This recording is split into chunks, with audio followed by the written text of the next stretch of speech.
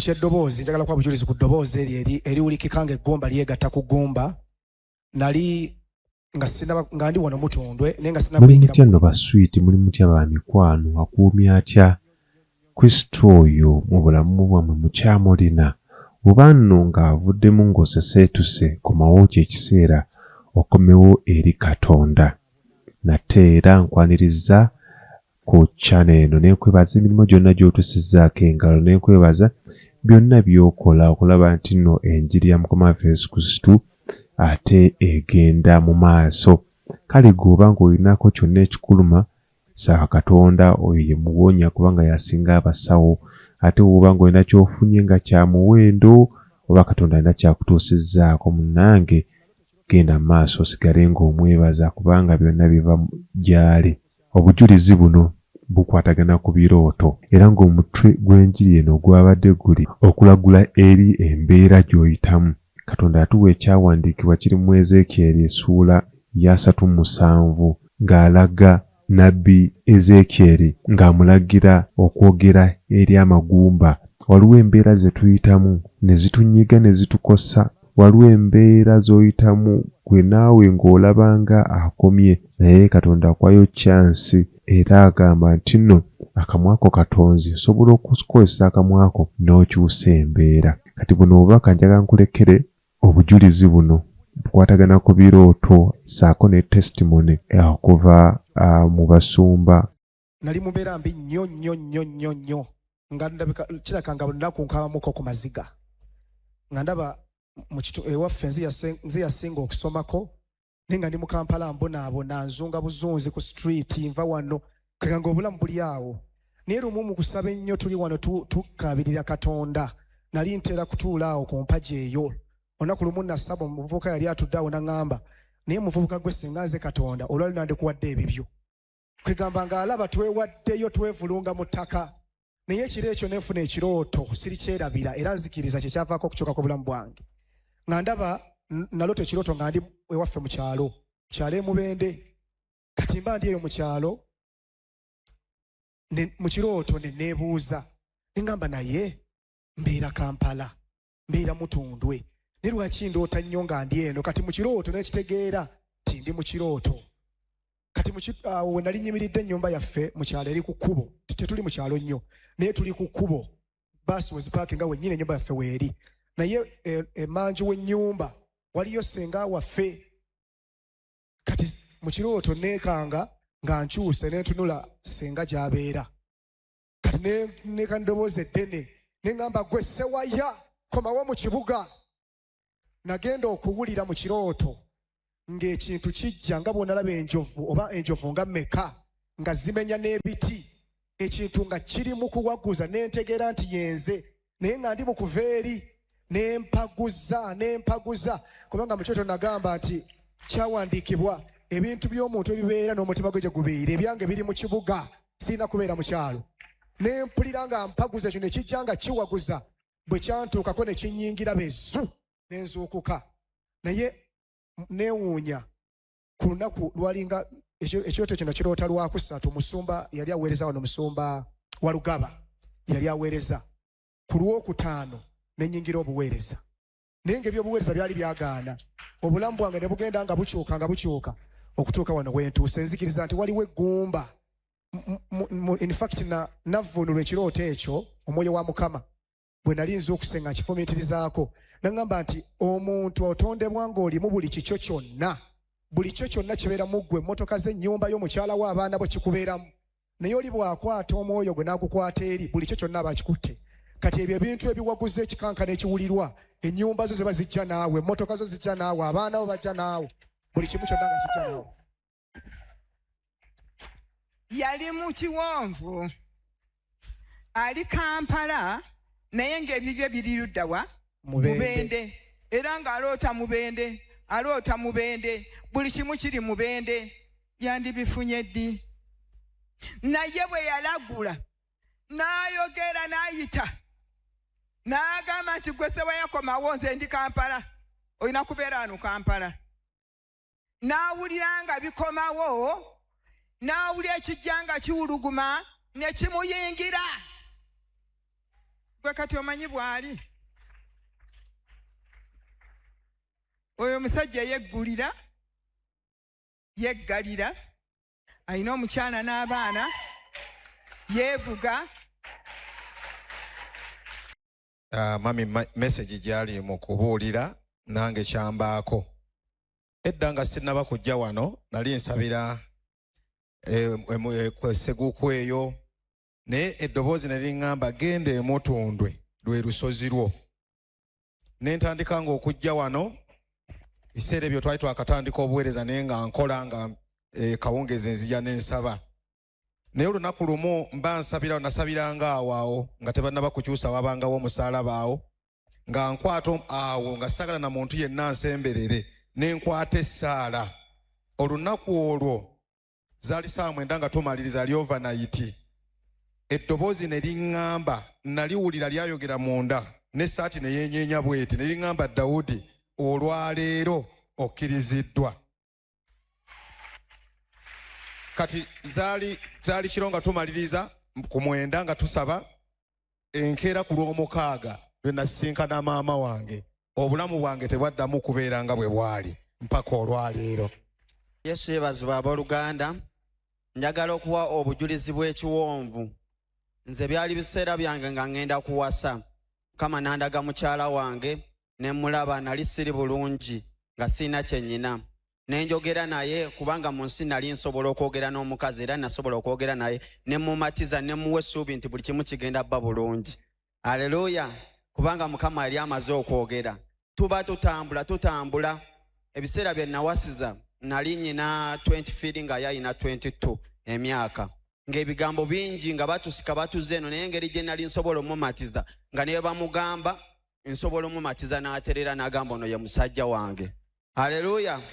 Naye tuba tuli awo ne ndoota ekirooto nga ndaba ndi waabwe wa famire ya mukyala wange naye nga ndaba tuyina ekintu kiringa mpuku kizimbe kiri mabega nnyo naye nga mulimu obuwanga mulimu abafu naye ne mmanya mu kirooto ekyo nti mukyala wange ali eyo ne famire ye ne maama we n'abalala naye nga mu kirooto ndi mumunoonya. Bane we mu kirooto navaayo nga simulabye. Ekirooto ekyo kyagwa wayitawo nnaku ntono nnyo nga tutegese ne dates tugenda waabwe wa mukyala kukyala omukolo ogusooka. Maama we yali mulokole ng'asabira wano nga yanzikiriza Mukama yayogera dda nabo. Bannange nga wabulayo nnaku ntono omukyala wange ne yeekyanga ne wagolokoka abantu ab'ebitiibwa boolaba bosobola okukkiririzaamu mu mwoyo ne bagamba oyo agenda kutwala wagenda kulisaaki agenda kusuula wakwakirako. Mukyala wange ne yeekyanga n'aŋŋamba toddamu okunsala mu maaso. Naye nga nalose jasi kirooto bulooto. Bannaye nengezaako kubanga mukyala wange nali mwagala. Nengezaako ne nnoonya abasumba boogere nabo ne bagamba gwenda oweeyo muwalawo. Nga wagamba omuntu yenna ayagala okwogera naye oba mukulu. N'amugamba oba gwe olumiriddwa nnyo oyo agambye kati gwe funayo muwalawo gw'oba omuwa. Bane mukyala wange ne yeekyangira ddala ne nkubira maama we kati naye ndaba nga biganye n'ennaku ziweddeyo Mukama ze yatuwa. Ennaku nalaba nga ziweddeyo ne ŋŋenda mu kusaba ne ŋŋamba Katonda waba yakyogera ajja kituukiriza. Ne nfuna mikwano gyange ne tutandika okusaba ne tusiiba. Mukyala wange yava ne wano ku kigo n'agenda gye sitasobola mmuzuula. Bannange ebiseera we twali tuli mu kusaba ne nfuna nze kennyini ekirooto nga ndaba ŋŋenze mu kiwonvu era kye nasooka okuloota. Nendaba nga ku luno ndina omwoyo omutukuvu era neebuuza nti bali ludda wa. Mu kirooto ne manya nti sobola bazuula amagezi gange ne ŋŋamba omwoyo omutukuvu nyamba ondage we bali kisobole ofuluma. We nawusaba omwoyo omutukuvu ne ntegeera we bali ne muyita yali ne maama we ne baganda be nga nze ayina nze katooki ng'ekiwonvu kyakizikiza nga mulimu obuwanga abaafa edda naye nga mmanya bafamire ye nga tewali yasobola ovaayo. Ne ŋŋenda nga mugamba tuyitire wali. Naye nga ndaba bonna bafamire ye abaali bajjajja baabafa bonna baafiira omwo tewali yavaayo. Ne ndaba nga bandaga ekkubo paka we twafuluma ne tufuluma wali ekitangaala. Ekirooto nagenda okiroota nga mukyala wange neekyangiddeko simanyi gyali nga abantu bonna bantuuza ne baŋŋamba waki omwana w'abandi omutwalawo waki omwakirako biki. Bannange neebaza Mukama olw'ekirooto ekyo. Namala okuloota ekirooto ekyo nga mukyala wange yanneekyangirako dda. Wali wabulayo na nnaku lwali lwakuna nga ku lw'omukaaga tulina okukola omukolo nga yabivaako n'abewaabwe babisazaamu yannoonya olwokuna nali mu saavisi najja nga nnoonya ng'afunye n'omuntu afunye mukwano gwa n'amuyambako okunneetondera nneme kukyusa nnaku nga mukama ayogedde naye era yantwala wali kasasiro n'afukamira mu bantu n'agamba tondeka mukama ngambye wootampasa sirifumbirwa bannanga okuva ekirooto ekyo we nakiroota nalaba ebintu nga byekola byokka bane mukama mulungi ekiwonvu gye kiri. Awo ne ndagula nga bwe yandagira omukka ne gubayingira ne babeera balamu ne bayimirira ku bigere byabwe ejje lingi nnyo. Njaga okubuulira omukka bwe gukuyingira omwoyo omutukuvu akuddaamu obulamu obeera mulamu oba tokyali mufu. Amen. Yamugamba ali nti lagula era bano abattibwa babeere balamu. Lagula gye bali omukka gubayingiremu babeere abalamu. Era n'alagula ne bayimirira ku bigere byabwe ejje lingi nnyo nga ddene nga balamu tuku. Ojja kuyimirira ku bigere ebyo obeere mulamu. Amen. Ate obeere ejje ddene. Amen. Bw'amala okusumula obeera ejje ddene weegattibwako abaana mu mukyala omwami n'abaana n'abazzukulu ejje ne liba lingi nnyo. Mukama waffe yeebazibwe. Amen. Weegattibwako ejje ne liba lingi nnyo. Lwaki? Oli mulamu ofunye obulamu obw'omwoyo omutukuvu. Tugende mu maaso. Awo n'aŋŋamba nti omwana w'omuntu amagumba gano ye nnyumba yonna eya Isirayiri. Laba boogera nti amagumba gaffe gakaze n'essuubi lyaffe libuze tumaliddwawo ddala. Tuyina eŋŋombo gye tubaddeko nti ffe byaffe byagaana amagumba gaffe gaakala tekikyasoboka ffe essuubi lyaffe tetukyayina twamalibwawo dda n'emyaka gyegyo gigenze nze sikyasikiriza nti ndifumbirwa. Mukama waffe yeebazibwe.